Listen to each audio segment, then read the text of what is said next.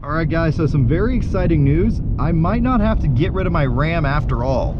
So when I initially got this thing, I did a video where I did a bunch of testing with it, quarter mile pulls, fuel economy, and I was really disappointed about the acceleration and the fuel economy. For a truck that is this slow, or for a truck that was that slow, it should got better gas mileage. But now that I'm around 2,000 miles in this truck, I actually just broke 2,000, it's a lot faster. And I'm gonna show you some videos proving that using the Dragy. But basically I'm getting, you know, maybe 0.7, 0.8 seconds faster 0 to 60 now that I've broke the 1,500 mile mark. It seems like right around 1,500 miles, this truck opened up. I think it was in sort of a break-in mode where it wasn't giving me full throttle or had some torque limiting going on during its initial miles. So I'm really excited because now it's almost as fast as my 6.2 and it's faster than my 5.3 Silverado. And it's a big heavy truck that's got air ride and, you know, four-wheel drive, long bed, all that stuff. So I'm pretty happy with the acceleration I'm getting out of it now that it's broken in. One thing that did make a little bit of difference was running plus. I don't see much difference in acceleration going from 89 octane to 93 octane, but from going to 87 to 89, maybe it's like 0.2 seconds different. But most of the difference, I think, the truck just made itself faster via software. So I don't think there's anything actually breaking in that made it faster. I think that if you could look at the code on this truck, there's something in the tune that changes around 1,500 miles. So that's awesome news. I wish I'd have known that. I wish that was in the manual. But I wanted to update you guys that this thing is not as slow as I initially reported, and it is a cold day, so that's helping a little bit. It's kind of windy, but I went both ways with a tailwind and a headwind, and I got pretty similar results. So I think it's pretty safe today, based on the data I've collected, that the Ram made itself faster. All right, here we go. Brake boost it for just a second. Felt pretty good.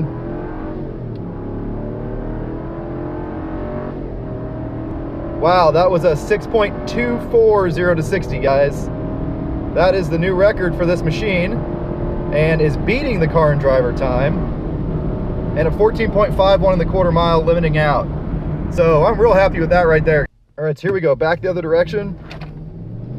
This is a little upwind. There's a little headwind this time, so I don't think it's gonna be quite as good, but hopefully it'll be decent. 6.36, hell yeah, that's very decent. So a little bit of headwind, but not that big of a change between flipping around. And there it is, limiting out. All right, so the Dragy. So here's how I like to do it. Four-wheel high. You gotta go almost complete stop to turn off traction control completely. Lock the back axle, rear axle locked, traction control all the way off. Brake boost it for a second, just let off and keep your foot planted. Manual shifting doesn't do anything. Pretty good. It automatically unlocks the rear axle for you once you get over a certain speed. I go ahead and shift to two-wheel drive. And we're just gonna stay in this one for the quarter mile. We got an empty stretch of road, so it's safe to do so. So, four-wheel high, traction control all the way off, hold it for 10 seconds. AC off, radio off. Don't think that really matters. You can hear that whistle. And a little bit of brake boosting and let her rip. That seems to be the best way to launch this truck. So, four-wheel drive.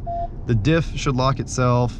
Oh, and the traction control turned itself off as we went back down to a lower speed. Phenomenal. So we're ready to go. We're ready to launch right now. It did it all by itself. That's great. I love that. All right, here we go. Brake boost, launch. Unlock the back axle. Let's go to two-wheel drive. Keep her completely freaking planted, man. This is a smooth shifting transmission. Results. So this is the stuff I showed last time. So the best I got last time was, you can see 6.78 and 15.2, and that's at 92 miles an hour. So these numbers don't subtract rollout. The next spreadsheet I'm going to show you does, because I'm using car and driver stuff. This is the car and driver number if you add rollout back in. So you see I was pretty far from there, about half a second away. Today, here's the downwind and the upwind numbers. You average those together. I'm faster than car and driver 0 to 60, and this is an off-road edition at half tank of fuel, and I match their quarter mile time. So that's pretty awesome. You can definitely see that the going upwind had a bigger effect on the quarter mile because you're higher speed, so lower trap speeds because you're fighting the wind more. Aerodynamics are more involved at higher speeds, but pretty proportional change between the two of them.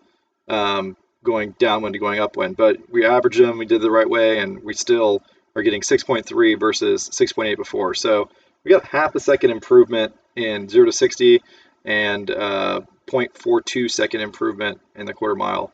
So that's huge. I don't think that can be explained by it being a slightly cooler day or by having 89 versus 87 octane. I think the truck got faster after 1,500 miles. Pretty conclusive. So let me pull up another spreadsheet that'll show you how this compares to other trucks. So here's like a 2022 truck comparison I did. I don't know if I have this in any videos yet, but I kind of color coded it. So if you look at 0 to 60, the fastest thing here is obviously the Rivian, the R1T, 3.4 seconds 0 to 60. I just threw that on there to show how much faster electric trucks are. By the way, these are on the road now. You can order one and get it in about a year, maybe. But here's all the regular trucks. So obviously the EcoDiesels are really slow. The TRD Pro Tundra, it's kind of quick. Raptor is really quick with that 450 horsepower twin turbo V6. 6.2 Chevy, very quick.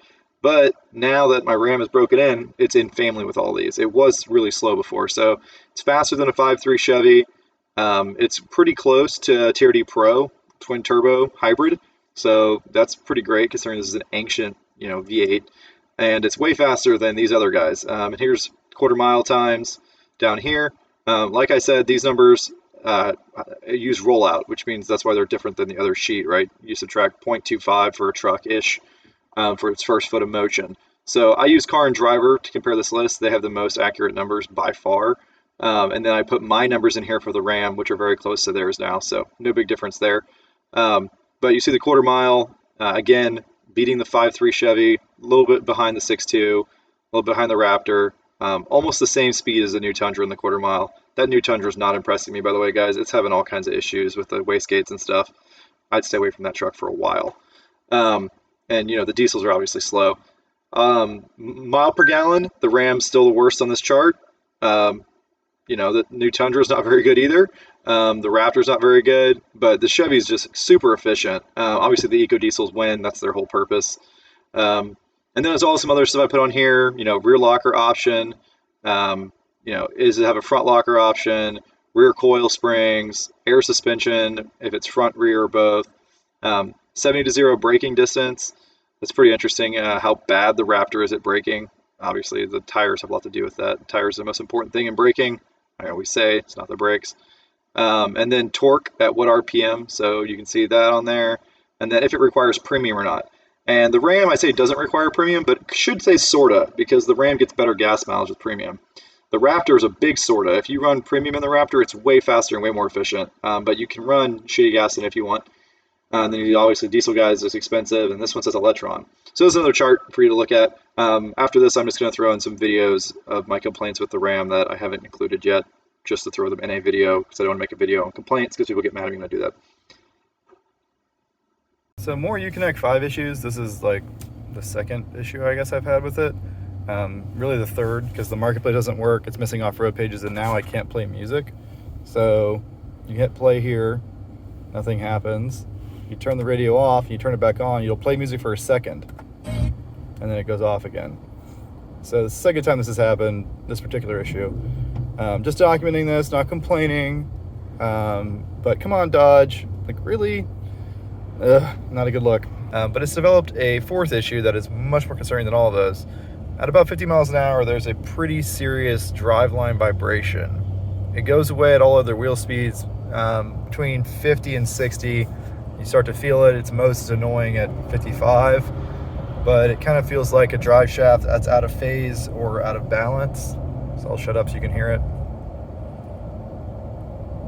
It's also only when you're on the throttle, which, tells you it's a drive line, basically. I'm going too fast. Let me slow down. There it is.